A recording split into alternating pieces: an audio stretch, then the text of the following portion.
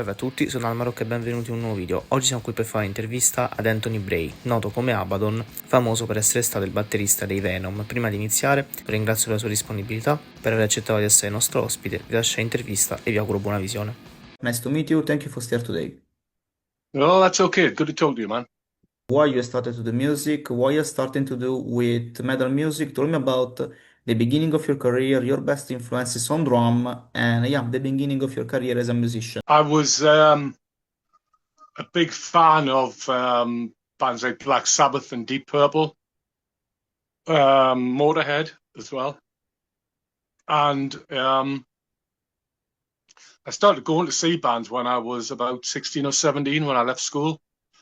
I used to go to a place called the City Hall in Newcastle and the Mayfair and see bands there, all sorts of bands. And we were there maybe 2 or 3 times a week. And it just kind of gets into your skin, you know, you get sort of sucked into it, and it's wanting to perform, seeing these people perform and wanting to do the same as them was kind of natural to me.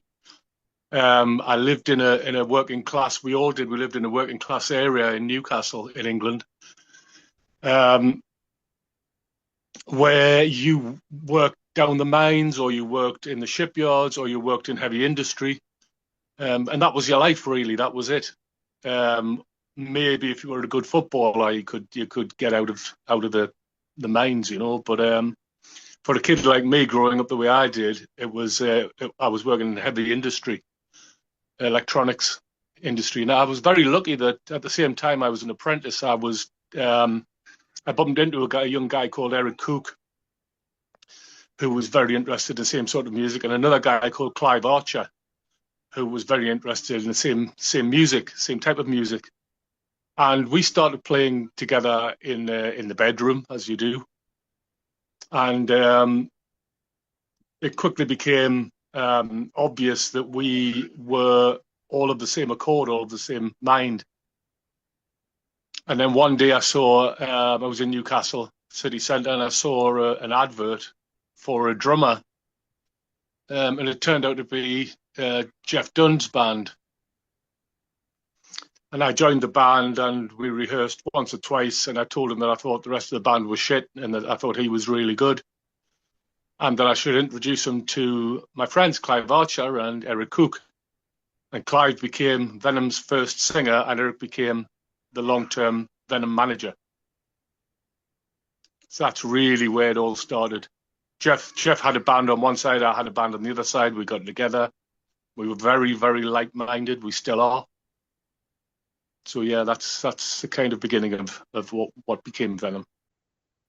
And now let's talk about, out your point of view, the realization of the two first legendary Venom album, Welcome to Hell and Black Metal, and your career with Venom, the composition of Venom album. And what do you think about the significant impact they have in the extreme metal scene and the black metal scene of 90s in Norway? I'm very proud of it. At the time, we were just making the best records we could make. We set out to be heavier than Motorhead. We set out to be, you know, faster than Deep Purple or anything like this, or Motorhead.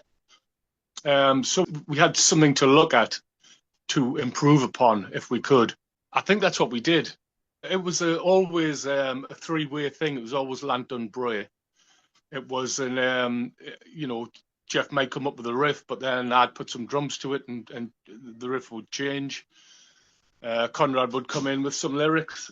I would have some lyrics. It was a very much a three-way thing. It was all about camaraderie, you know. Now, when we started influencing other bands like Metallica and Slayer and Exodus and Sepultura in America and South America, that was very interesting, because these bands all wanted to be like Venom, or harder than Venom, or faster than Venom. And it was a real eye-opener, you know. And then when we had made that significant impression on the guys from Scandinavia, when the black metal scene kind of kicked off over there, that was another big rush, because it was such an extension of what Venom had been doing. And still today, these bands are quoting us as being an influence. You know, you ask Kerry King about his influences, and he won't say, you know, Deep Purple. He'll say Venom. You talk to the guys in Sepultura, but the same. You talk to the guys from Pantera, or you talk to the guys from Burzum. Very different bands, very, very different. But you ask them who their influencer is, or their influences were, and they will definitely both say Venom. Like I say, you can take bands from all over the world, from Japan, from China, from South America, and they all sound very different, but they all have a little bit of Venom in there. Why you decided to quit from the band? Decided to quit initially when we had the era that did Primeval. What the first time I quit, I didn't quit. I had the band name, I had everything. It was just a case of I was doing other things. I had a recording studio, I had management. I had a management company, and I was doing live management with other bands. So it wasn't a case of quitting. It was just a case of letting the band go, really. So that's all that was. It was just a case of having other commitments. Now let's talk about your project after you leave from Venom. I've varied quite a lot. The thing I'm doing now, the singer in the band now was in a couple of punk bands in the 80s, and he was very shocked when he had first heard Venom. So now the music we make is very much a punky version of Venom, but we also play a lot of Venom cover songs because people ask us to play them. So we do Countess Bathory, we do black metal, we do Witching Hour, you know. But yeah, it's a very, very hard mix of punk rock and extreme Venom. Yeah. Let's talk about Venom Incorporated. Yeah, your story in Venom Incorporated and why you decided to leave from the band. We started Venom Incorporated because Oliver, I'd keep it true, saw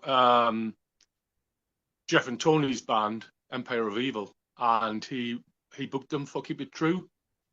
And then he said to them what would happen if I rang Abaddon and asked him to come up and do, you know, half of your set as a Venom set. And they said, oh, okay. I had originally got Dolan into Venom to do the Primeval stuff that time. So we had played together before. We knew what we were doing. And Oliver asked, would I get up? And when I did, the phone just went crazy. China called us, wanting us to do the same. Japan called, Australia, South America, North America, and we did that, and they wanted to call it Venom, and we said there was already another Venom that Conrad was doing. So we said we would be Venom Incorporated, Venom Inc. The reason I left was because I was married and my wife got pregnant. Then the band didn't give me any time for that, so I decided not to go back afterwards. They put another drummer in while I was taking time off while my wife was pregnant. Let's talk about your plans for this end of 2025 and for 2026. 2026, we're going to Keep It True again. Myself and Mantis with guest musicians, and since we've announced that, we've had a lot of other people come in. Once again, same as Venom Inc. We've had a lot of people come in, and agencies and promoters come in and say, "Will you do this in Belgium? Will you do this in France? Will you do this in Australia?" So yeah, well, that's what we're doing. There'll always be festival dates. There won't be tours. There'll be festival dates. It'll always be myself and Mantis with a guest vocal bassist. And with other guests, whoever's available, whoever is not working. We're working with Tom from Sodom. We're working with we went with Mila, Schmier, Tom Warrior. All these people are going to come up and do some Venom songs with us. Basically, it's not like a band; it's like a big party. So that's what's going to be going forward. Next year is the 45th year anniversary of Welcome to Hell. After that will be the 45th year anniversary of black metal. After that will be the 45th year anniversary of War with Satan. So we'll be playing all the songs from those albums with some of the singles as well and the B-sides, because Venom were always very lucky that all the singles were always really well received. All the singles and the B-sides were well received, like Nightmare, Die Hard, all these sort of things, not just album tracks, you know. So it's a celebration of 45 years of Venom. If you want to be remembered for an album in your career, an album you're particularly proud, which is and why? My favorite album, I've always said this, my favorite album will always be Primeval. I really like Primeval, and I liked it because at that time I had, as I said, I had a recording studio and I had my equipment set up, and that was the best album that I played on because I had as much time as I needed. So for me, it was particularly, I think that Dolan brought some good stuff to the table, and so did Jeff. But I think my input, I mean, obviously I love Welcome to Hell, I love black metal, but Primeval, I had the sound the way that I liked it. Right throughout the whole album, I didn't struggle with anything. I had, pretty good, really good equipment. And I had a great relationship with the engineer and with the producer who came in.